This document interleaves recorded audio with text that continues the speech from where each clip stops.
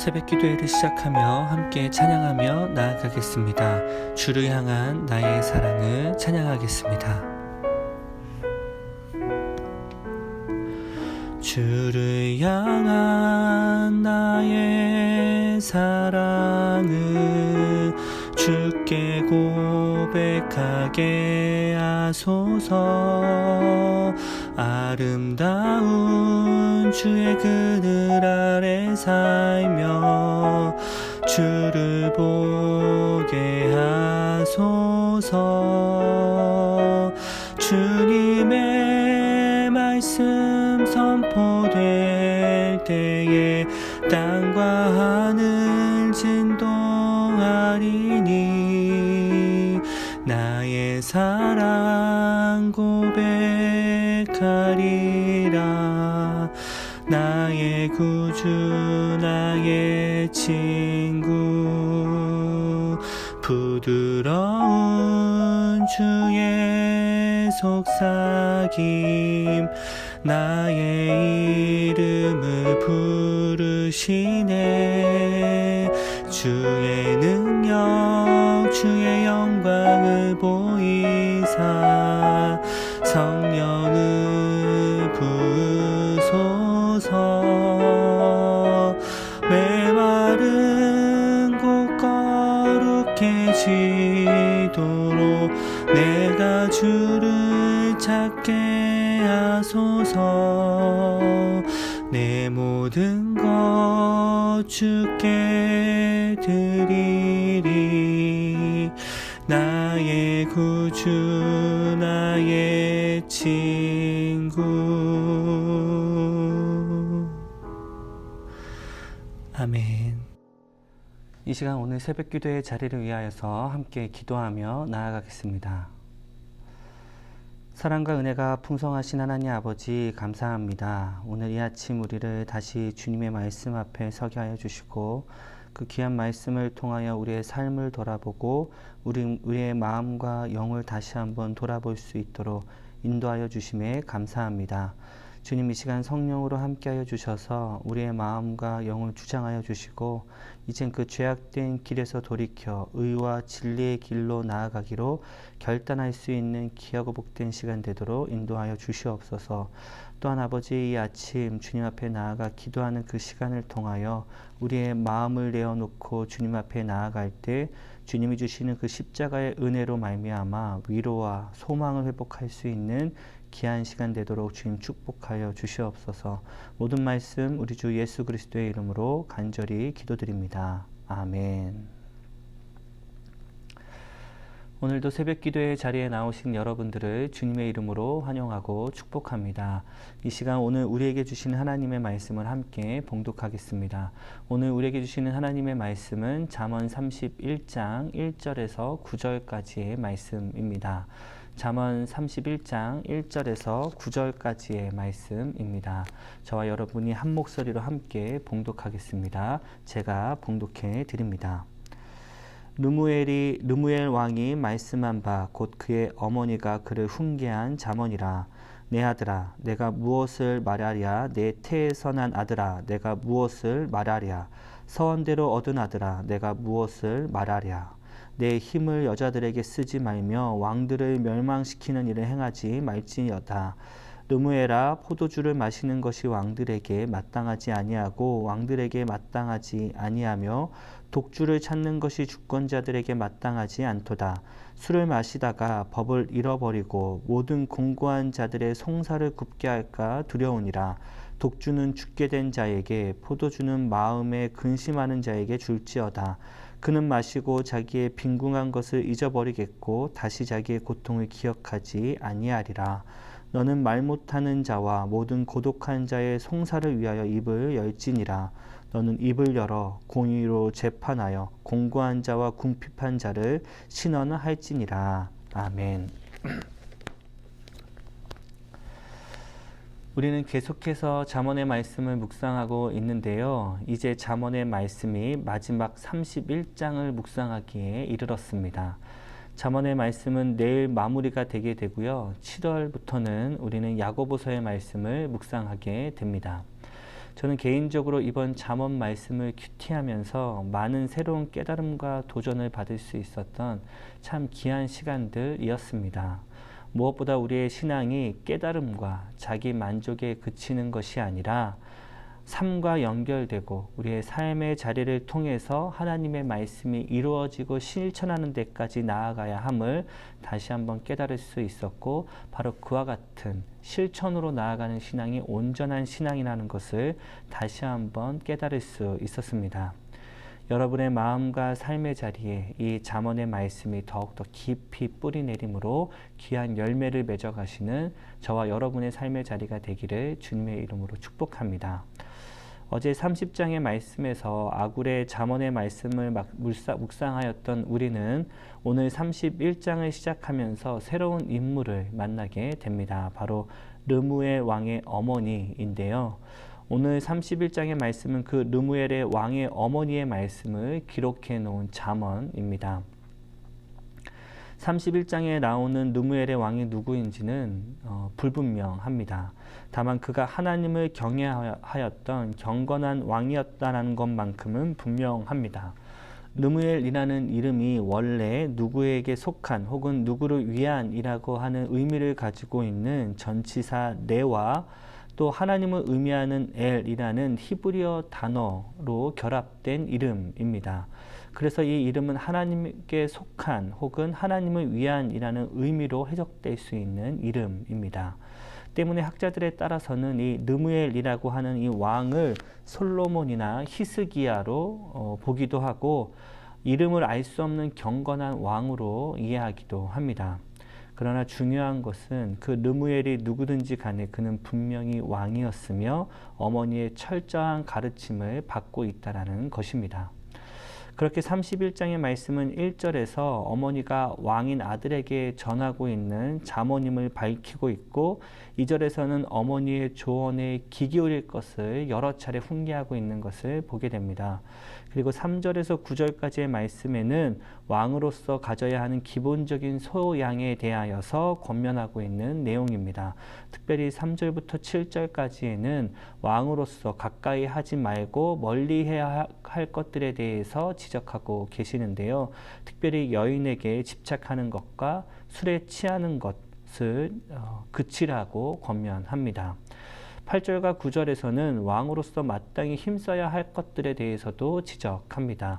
약자를 보호하고 공의를 이루는 일을 위하여서 더욱더 전심전력해야 할 것을 지적합니다. 자, 본문 1절의 말씀을 보게 되면 저자는 이 글이 누구를 위한 글이며 또 누구에 의한 글인지를 기록합니다. 다 함께 1절의 말씀을 한번 함께 읽겠습니다. 르무엘 왕이 말씀한 바 곧 그의 어머니가 그를 훈계한 잠언이라.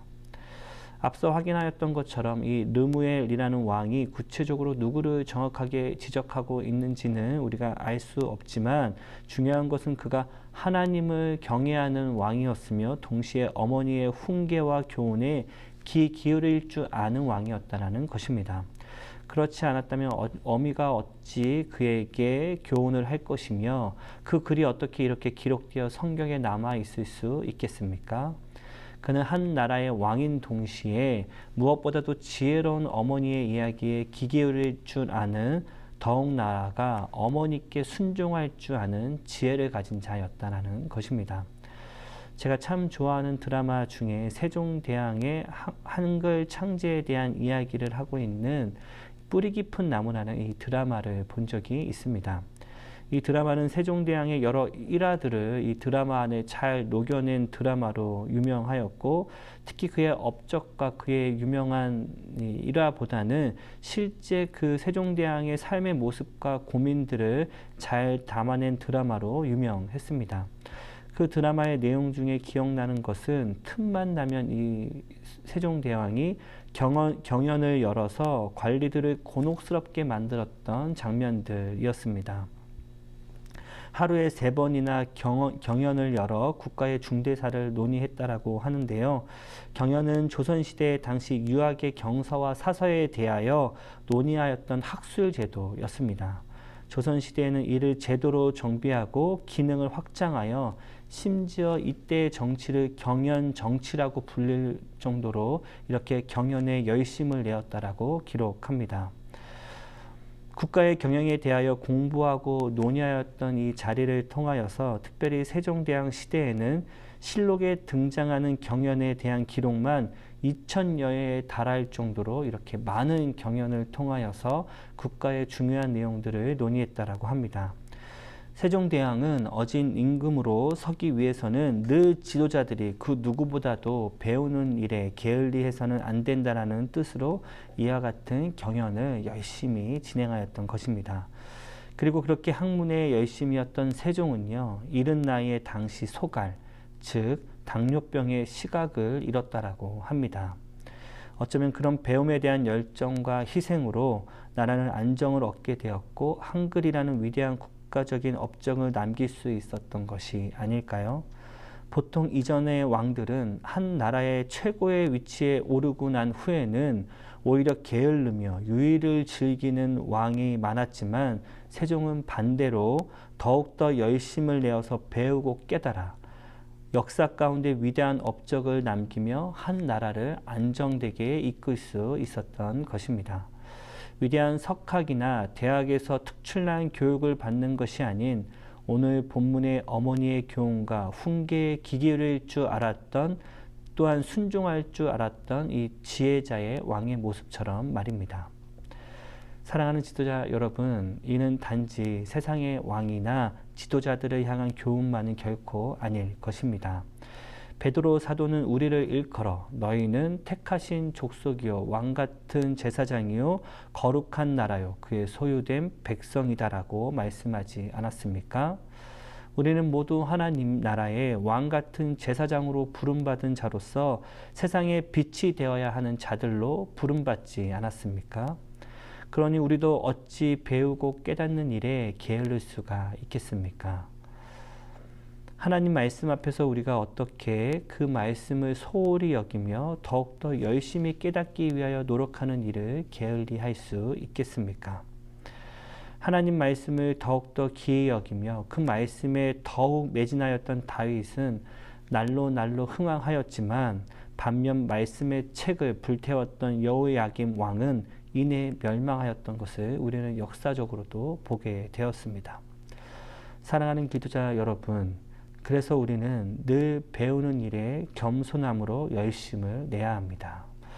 우리의 직분과 신분, 그리고 우리의 부와 업적이 우리의 힘과 능력이 아니라 하나님의 말씀 앞에 겸손히 설 줄 아는 그 태도가 또 그 모습이 지혜임을 깨닫고 늘 하나님의 말씀 앞에 겸손히 서는 그 자리를 지킬 줄 아는 저와 여러분의 삶의 자리 또 신앙의 자리가 되기를 주님의 이름으로 간절히 축복합니다.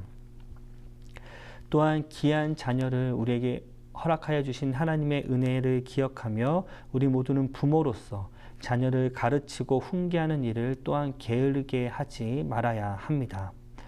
아이를 향한 잘못된 사랑으로 그 아이의 잘못이나 헛된 길과 또 제약된 길을 바라보면서도 그저 방치하는 부모가 아닌 그들 안에 말씀을 통하여 옳고 그름이 생길 수 있도록 그들에게 바른 지혜와 훈계를 할 수 있는 우리 모든 부모님들이 될 수 있도록 주님 앞에 서며 또 구할 수 있는 우리 모두가 되기를 주님의 이름으로 축복합니다. 그래서 우리의 가정이 바로 그 주님의 말씀 앞에 더욱더 건강하게 세워지는 은혜와 축복이 우리 안에 가득한 이 아침이 되기를 주님의 이름으로 간절히 축복합니다. 계속해서 이어지는 말씀에서 르무엘의 어미는 4절부터 7절까지의 말씀을 통해 특별히 술을 절제하고 멀리할 것을 권면합니다. 다 함께 4절의 말씀을 한번 읽겠습니다. 시작. 르무엘아, 포도주를 마시는 것이 왕들에게 마땅하지 아니하고 왕들에게 마땅하지 아니하며 독주를 찾는 것이 주권자들에게 마땅하지 않도다. 본문의 어미는 아들에게 왕이 포도주와 독주를 찾고 마시는 것이 마땅하지 않다라고 교훈합니다. 우리는 앞서 잠언의 말씀 중 23장 29절 이하에서 이미 이 포도주에 대하여 경계하고 있는 잠언의 말씀을 묵상한 적이 있습니다. 그러나 이 두 말씀에는 중요한 차이가 있는데요. 29장의 말씀에는 모든 사람에 대하여 포도주, 즉 술을 금할 것을 권면하고 있는 내용이고, 오늘 본문에서는 특별히 왕이 이 포도주를 경계해야 함을 교훈하고 있다는 것입니다. 즉 29장의 말씀이 모든 사람을 향하여 교훈하고 있는 내용이라면, 오늘 본문의 말씀은 이미 지도자가 되어 있거나 리더의 자리에 있거나 혹은 지도자의 자리를 준비하는 자에게 주시는 교훈의 말씀이라는 것입니다. 그리고 4절에서 왕의 어머니는 포도주를 경계하라고 하면서 지도자 자리에 있는 사람이 포도주를 마시는 것이 마땅치 않다라고 3번이나 반복하여서 교훈하고 훈계하고 있는 것을 우리는 보게 됩니다. 5절을 보게 되면 그 이유가 분명하게 기록되어 있는데요. 바로 왕이 술을 마시게 되면 공의와 법을 망각하게 되기 때문이라고 지적합니다. 다 함께 5절의 말씀도 함께 읽겠습니다. 술을 마시다가 법을 잊어버리고 모든 공고한 자들의 송사를 굽게 할까 두려우니라. 한마디로 지도자가 술을 마시는 일은 그 공동체의 송사를 굽게 하는 일, 즉 리더로서 기준을 잃고 옳고 그름을 분별하는 일에서 실패하게 되는 일이라고 지적하고 계시는 것입니다. 그렇게 리더의 술 취함으로 그 공동체는 중심을 잃고 요동하는 일이 있을 수 있음을 주의하라고 지적하고 있는 말씀입니다. 술이 단순한 음료가 아니라 사람의 이성과 판단력을 마비시켜버리는 힘을 가지고 있음을 우리는 잘 알고 있습니다. 그리하여 술이 입으로 들어가면 지혜는 연기처럼 사라진다라는 말이 있지 않습니까? 술을 마신 사람은 판단력을 잃고 이내 본능에 따라 행동하게 됨으로써 자신을 망치는 온갖 행동을 할 수 있음을 경계하라는 말씀입니다. 우리에게 술은 이미 너무 가까이 있는 일상이기에 술에 대하여서 참 할 말이 많습니다. 그러나 오늘 본문 6절에서 어머니는 독주는 죽게 된 자에게나 또 포도주는 마음에 근심하는 자에게나 주라라고 이 술에 대하여 이야기합니다. 그러면 그는 자신의 공고함과 자신의 고통을 이내 기억하지 못하게 되리라라고 경고합니다. 이는 결코 좋은 일이 아닙니다. 나의 공고함과 나의 고통을 순간 술의 힘을 빌려서 잃어버리는 일은 참으로 지혜롭지 못한 일입니다. 구덩이에 빠져 허우적대면서도 자신이 구덩이에 빠져 있음을 잊고 망각한 사람보다 미련하고 비참한 사람이 또 누가 있겠습니까? 결국 술은 그렇게 우리의 현실을 망각하게 하므로 공고함과 고통에서 헤어나올 힘과 의지마저도 빼앗는 것이 바로 술이라는 것입니다. 즉 하나님을 따르는 왕의 어머니는 이렇게 여인과 함께 포도주를 스스로 절제하고 다스릴 줄 아는 지혜자가 되기를 권면하고 있는 것입니다. 우리는 삼손을 잘 압니다. 나실인으로 부름받아 하나님의 귀한 은사를 부여받았음에도 불구하고 그는 오늘 왕의 어머니가 권면하였던 것처럼 여자와 술을 절제하고 다스리지 못해서 결국 원수의 손에 두 눈이 뽑히고 맷돌을 돌려야 하는 비참한 운명에 빠졌던 자가 바로 삼손이었습니다. 분명 어머니의 지혜 아래 있었을 때에는 원수에게 가장 큰 두려움의 존재였지만 그 지혜를 저버리고 방탕했을 때에는 원수의 손에 노리개감이 되어 수치와 조롱에 빠지게 되었던 것을 우리는 볼 수 있었습니다. 사랑하는 기도자 여러분, 여러분에게 또 우리에게 독주와 포도주는 무엇입니까? 우리의 절제를 무너뜨리고 우리로 하여금 원수의 노리개로 전락시키게 만드는 나의 가장 연약한 유혹의 대상은 무엇입니까? 우리를 연약하게 하며 한 가정의 아비와 어미로서 직장의 리더로서 또 하나님 나라의 택함받은 족속이며 왕 같은 제사장으로서 하나님의 말씀을 지키는 일에 넘어뜨리고 우리를 무너뜨리게 하는 그 유혹의 대상, 그것은 무엇입니까? 하나님의 말씀을 저버리게 하는 그 유혹의 거리를 성령님의 힘을 힘입어 끊어낼 수 있는 저와 여러분이 되시기를 주님의 이름으로 간절히 축복합니다. 결코 흔들리지 않는 하나님의 말씀 안에 우리의 마음과 생각의 뿌리를 내림으로 늘 좌로나 우로나 치우치지 않고 승리의 삶을 살아갈 수 있는 저와 여러분의 삶의 자리가 되길 주님의 이름으로 간절히 축복합니다. 마지막으로 왕의 어머니는 왕의 중요한 덕목으로 연약한 자와 공고한 자의 편이 되어 주어야 함을 말씀합니다. 다 함께 8절과 9절의 말씀을 함께 읽겠습니다. 너는 말 못하는 자와 모든 고독한 자의 송사를 위하여 입을 열지니라. 너는 입을 열어 공의로 재판하여 공고한 자와 궁핍한 자를 신원할지니라. 여기서 말 못한 자란 문자 그대로 말을 하지 못하는 육신적인 장애우를 말하는 것이 아니라 배운 것이 없어서 혹은 가진 것이 없어서 억울한 일을 당하고도 자기의 처지를 호소하고 변호할 수 없는 그와 같은 능력을 갖지 못한 말할 수 없는 사람들을 가리키는 단어입니다. 또 고독한 자 역시 단순히 외로운 처지에 있는 사람을 의미하는 단어이기보다는 억울하고 어려운 상황에 처해 있으면서도 그 누구의 도움도 받을 수 없는 딱한 처지에 있는 외로움과 공고에 빠진 사람들을 지적하는 단어입니다. 즉 9절에 기록되어 있는 공고한 자나 궁핍한 자들과 같은 사람들이라고 할 수 있습니다.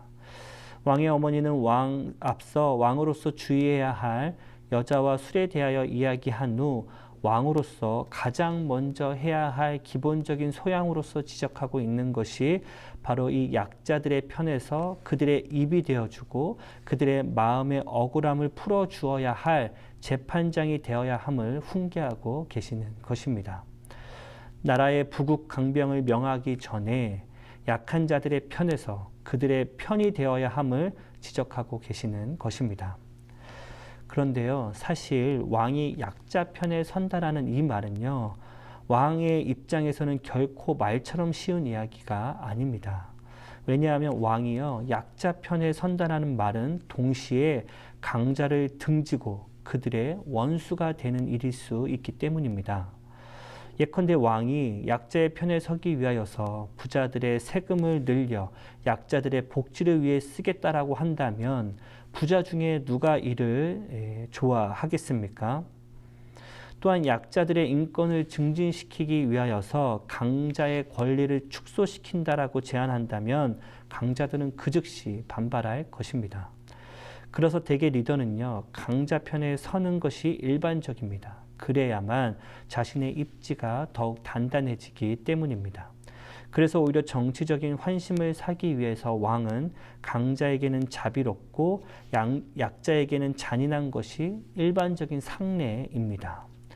그래서 본문의 이 어머니의 말씀은요, 듣기에는 참으로 좋은 이야기이지만 어쩌면 너무 순진하고 이상적인 생각이거나 혹 세상 물정을 잘 모르는 어머니의 교훈 정도로 들리는 것도 사실입니다. 그러나 여러분께서 혹시 지금 가정이나 일터 혹은 교회나 여러 관계 가운데 리더의 자리, 또 지도자의 자리에 계시다면 우리는 그 자리에 우리를 앉히신 이가 누구인지를 다시 잘 기억해야 합니다. 우리를 그 자리로 부르시고 또 우리를 그 자리로 인도하신 분이 오직 예수 그리스도이심을 믿는다면 우리는 그 자리가 어떠한 자리와 어떠한 상황에 있든지 상관없이 예수 그리스도의 십자가에 그 사랑과 공의를 따라가야 하는 자들임을 우리는 스스로 기억할 수 있어야 합니다. 만약에 우리를 이 리더의 자리로 부르신 이가 예수 그리스도인 줄을 알면서도 가난하고 소외된 자들, 말 못하며 고독한 자들을 외면한다면 우리가 어찌 예수님께 부름받은 자들이라고 할 수 있겠습니까? 큐티 책자의 묵상글을 읽어드립니다. 루무엘의 어머니는 약자들의 대변자가 될 것을 권면합니다. 재판 제도가 있다고 해서 공평과 정의가 저절로 이루어지는 것이 아닙니다. 법을 통해 자기의 목소리를 낼 수 없는 사각지대에 놓인 사회적인 약자들, 누구의 변호도 받을 수 없는 고독한 이들, 생존조차 짐으로 느끼는 공고하고 궁핍한 사람들이 우리 이웃들 중에 있습니다. 조금만 고개를 돌려도 철저히 와닿는 연약한 이웃의 처지를 나만의 고상한 삶을 이어가기 위해 외면하고 침묵하는 현실에서 르무엘 왕의 어머니처럼 그들을 위해 입을 열라라고 가르칠 수 있겠습니까? 사랑하는 기도자 여러분, 저는 이 앞에 묵상글 중에서 특별히 마음에 와닿는 부분이 있었는데요. 그 부분은 바로 우리의 자녀들에게도 그 연약하고 소외된 자들을 위하여서 침묵이 아닌 입을 열라라고 가르칠 수 있겠냐라는 도전적인 질문이었습니다. 과연 우리는 우리의 자녀들에게도 강자의 편에 서서 이익을 취하고 안녕을 취하기보다 약자 편에 서서 그들의 입이 되고 그들의 외로운 마음을 위로할 줄 아는 그들의 친구가 되라라고 우리 자녀들에게도 가르칠 수 있겠습니까? 사랑하는 기도자 여러분, 여러분의 주변에 있는 이들 중에 사각지대에 놓여 있는 또 침묵을 강요받고 있는 사람들은 누구입니까? 나의 도움이 없이는 자신의 아픔과 고통에 대해서 이야기하지도 못할 정도로 소외당하고 고독에 익숙해져 있는 이웃은 누구입니까? 만약 내 주변에 그런 연약한 자가 있다면 대신 입을 열어 말해주고 그들의 고통을 대신 싸매어주며 그들의 마음을 대신 위로해 줄 수 있는 저와 여러분의 삶의 자리가 되기를 주님의 이름으로 간절히 축복합니다. 어쩌면 하나님의 나라는요, 부자가 더 부하게 되는 것으로 이루어지는 것이 아니라 연약한 자의 고통을 위로하며 싸매어 주는 것으로 하나님의 나라는 시작되는 것일 수 있습니다. 다 함께 주신 말씀을 생각하며 함께 기도하겠습니다. 사랑과 은혜가 충만하신 하나님 아버지 감사합니다. 오늘 이 아침 우리를 다시 주님의 말씀 앞에 서게 하여 주시고 특별히 잠언의 말씀을 통하여 하나님의 지혜를 깨닫고 우리의 삶을 주님의 뜻에 합당한 모습으로 돌이키는 귀하고 복된 결단이 있는 자리로 인도하여 주심에 감사합니다. 하나님 아버지, 우리가 더욱더 하나님의 말씀 앞에 겸손히 서는 지혜자들 되게 하여 주시옵소서. 부디 하나님의 말씀을 경히 여기지 아니하고 어머님의 말씀에 귀 기울이는 지혜로운 아들과 같이 하나님의 말씀에 더욱더 겸손히 엎드려 그 말씀을 순종함으로 반응하며 살아갈 줄 아는 우리 모두가 될 수 있도록 주님 인도하여 주시옵소서. 또한 하나님 아버지, 나를 넘어뜨리는 그 유혹의 자리에서 돌이킬 줄 아는 지혜자들이 되기를 원합니다. 아버지, 매일매일 우리를 유혹함으로 우리를 무너지게 하는 그 유혹의 자리, 이제는 성령님을 힘입어 그 자리를 박차고 일어나 도망치게 하여 주시고 성령님의 은혜 가운데 그 자리를 통하여서 하나님을 더욱더 온전히 의지하고 깨달아 하나님을 더욱더 온전히 따라갈 수 아는 우리 모두가 될 수 있도록 주님 인도하여 주시옵소서. 또한 아버지여, 주님, 우리가 강자들의 편에 서기를 기뻐하는 자들이 아니라 더욱더 우리 주변에 소외된 자들을 품고 그들을 위로할 줄 아는 우리 모두가 될 수 있도록 인도하여 주시옵소서. 차마 자신의 고통과 어려운 처지를 말하기도 어려운 그들의 입이 되어주고 그들의 무너진 마음을 스스로 위로하지 못하는 그들의 마음을 대신 위로할 줄 아는 주님의 귀한 자녀들 될 수 있도록 주님 축복하여 주시옵소서. 그리하여 아버지, 우리의 삶의 자리가 더욱더 주님의 말씀 앞에 온전히 회복되어지는 자들 되도록 주님 인도하여 주시옵소서. 아버지, 오늘 주님께 올려드린 기도 제목 들고 주님 앞에 나왔습니다. 주님, 이 기도 제목들 하나도 땅에 떨어지지 아니하고 온전히 주님께 상대되어 하늘의 응답을 받아 누리는 귀하고 복된 이 아침 되도록 주님 축복하여 주시옵소서. 모든 말씀 우리 주 예수 그리스도의 이름으로 간절히 기도드리옵나이다. 아멘. 하늘에 계신 우리 아버지여, 이름이 거룩히 여김을 받으시오며 나라가 임하옵시며 뜻이 하늘에서 이루어진 것 같이 땅에서도 이루어지이다. 오늘날 우리에게 일용할 양식을 주옵시고 우리가 우리에게 죄 지은 자를 사하여 준 것 같이 우리의 죄를 사하여 주옵시고 우리를 시험에 들게 하지 마옵시고 다만 악에서 구하옵소서. 대개의 나라와 권세와 영광이 아버지께 영원히 있사옵나이다. 아멘. 오늘 하루도 우리 주변에 있는 그 소외된 자들, 연약한 자들, 그들을 위하여 그들의 입이 되어주시고 또 그들의 상처난 마음을 대신 위로해 줄 줄 아는 주님의 참 제자들의 삶의 자리로 나아가는 저와 여러분의 삶의 자리가 되시길 주님의 이름으로 간절히 축복합니다.